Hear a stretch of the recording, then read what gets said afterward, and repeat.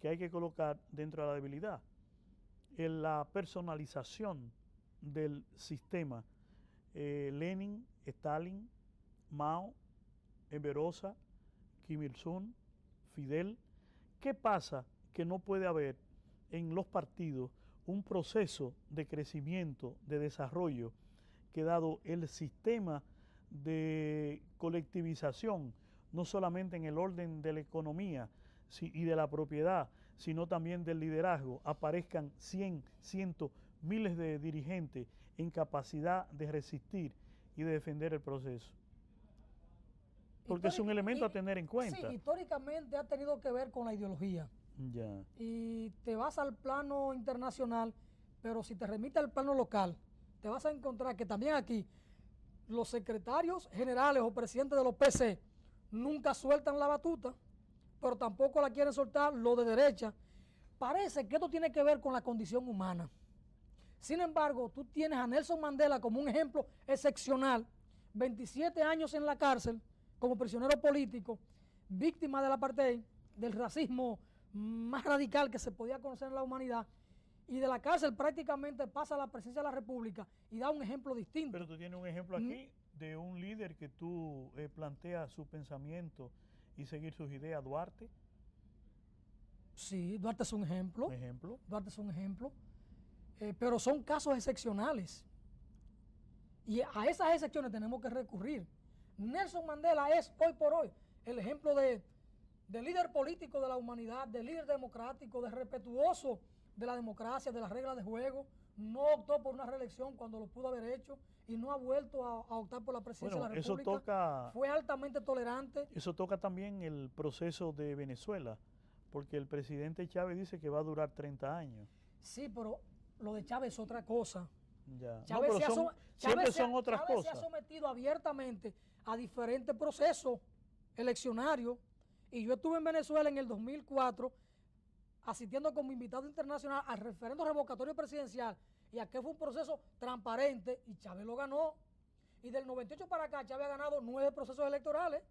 Sí, en esos 10 años yo lo que te digo que todavía en la lógica que tú planteas en términos del humano, él mismo ha dicho que le esperan unos 30 años, lo que indica que parece que es un modelo que se repite. No piensa en que el movimiento Quinta República puede generar, desarrollar, el cuestionamiento en términos, si tú llamas a la participación, a la democratización, a que la gente se integre a tomar decisiones, en esa medida está creando una sustitución, pero ese no es el sentido. Es así, pero sin embargo Chávez, aunque se mantiene al frente del movimiento Quinta República y del Estado venezolano, es distinto a los otros que mencionabas, porque Chávez se ha sometido a diferentes procesos electorales y lo ha ganado en una sociedad pluripartidista, y donde incluso está demostrado que Estados Unidos metió recursos millonarios a la oposición a Chávez en Venezuela, y aún así Chávez lo derrotó. Y es lo que te digo, los Estados Unidos no juegan limpio.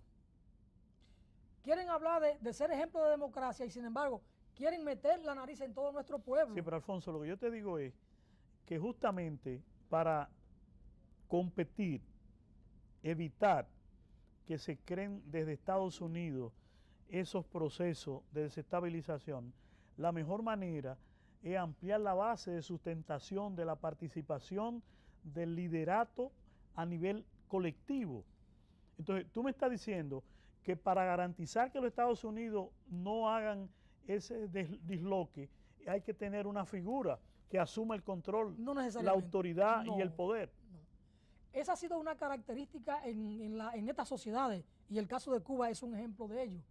Pero yo no estoy diciendo que eso debe ser así.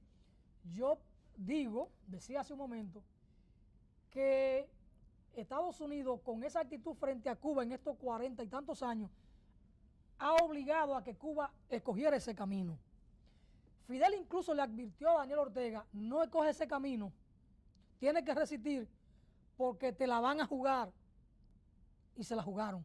Y ahí está Daniel Ortega, el Frente Sandinista, con casi 15 años, desde el 90, 16 años, fuera del poder. Pero vamos a tomar ese ejemplo. Fuera del poder. ¿Por qué ese grupo, encabezado por Ortega, que posteriormente entró en situaciones de corrupción, que toca directamente la moral, se ha perfilado como el único candidato que tiene el frente, pero esto lo vamos a ver después de esta breve pausa. Y por eso Daniel Ortega...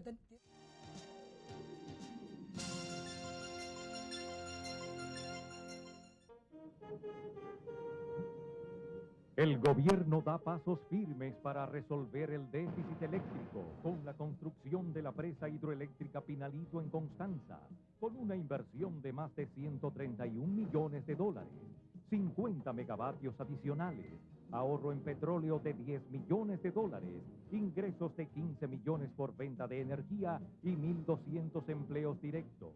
Energía limpia y económica en beneficio de todo el país. ¡Pa'lante que vamos! Corporación Dominicana de Empresas Eléctricas Estatales, CDEE.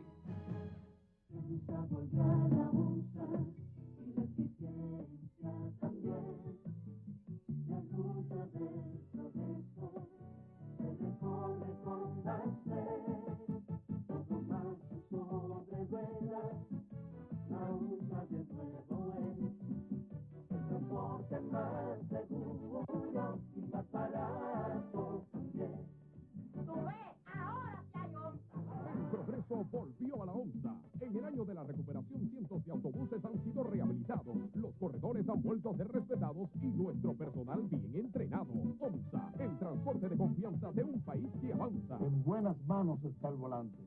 El transporte va para adelante.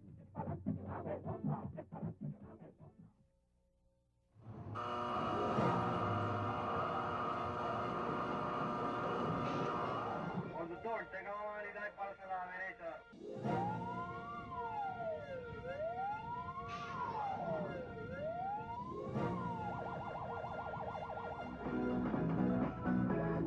Cede el paso hacia el carril de la derecha cuando escuches la sirena de una ambulancia, los bomberos, la policía o cualquier otra emergencia.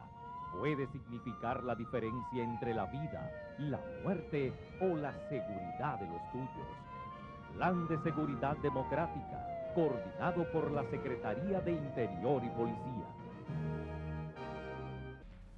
Banco Central de la República Dominicana presenta Avance Económico.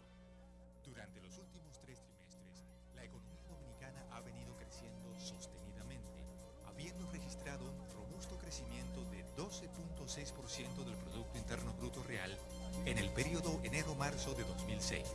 Este crecimiento de 2 dígitos en los últimos 3 trimestres, una acumulada de solo 1.52% durante enero-marzo de este año, la aprobación de la tercera y cuarta revisión del acuerdo con el FMI, el aumento de las reservas internacionales brutas a más de 2.100 millones de dólares, la estabilidad relativa de la tasa de cambio, un superávit de 158.6 millones de dólares en la cuenta corriente de la balanza de pagos, el adecuado manejo fiscal de las finanzas públicas y la mejoría en la calificación de riesgo país son buenas noticias que hablan de la excelente marcha de la economía dominicana.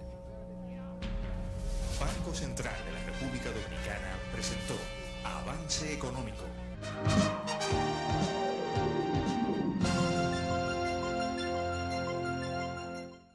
Alfonso, siguiendo con esta temática de la personalización de los procesos, hablábamos de Daniel Ortega, que además del expediente que tiene de corrupción, los aspectos morales y esa redistribución que hicieron del patrimonio aprovechándose de su condición de presidente, se mantiene como candidato eterno.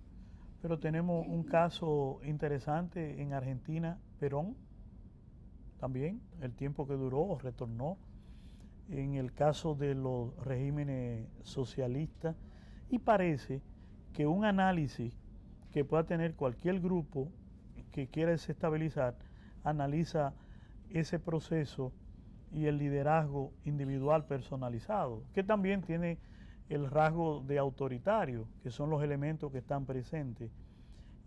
¿Por dónde andamos? Realmente la ausencia de estos líderes no crea problema. El caso mismo de Lenin, Stalin toma el control y desarrolla una línea completamente que hemos visto hasta dónde llevó a la Unión Soviética, no en los avances tecnológicos y económico, sino en la imposición del partido, de una élite minoritaria. Y además estos grupos han gobernado siempre con una minoría, con una élite, con una nueva clase. Mira, el pensamiento único no ayuda. Y el liderato único tampoco ayuda mucho. En el caso de Nicaragua, habían otros dirigentes, otros líderes como Sergio Ramírez, un intelectual de muchas luces y un hombre de vocación democrática. Está el caso de Tomás Borges. Sin embargo, Daniel Ortega se impuso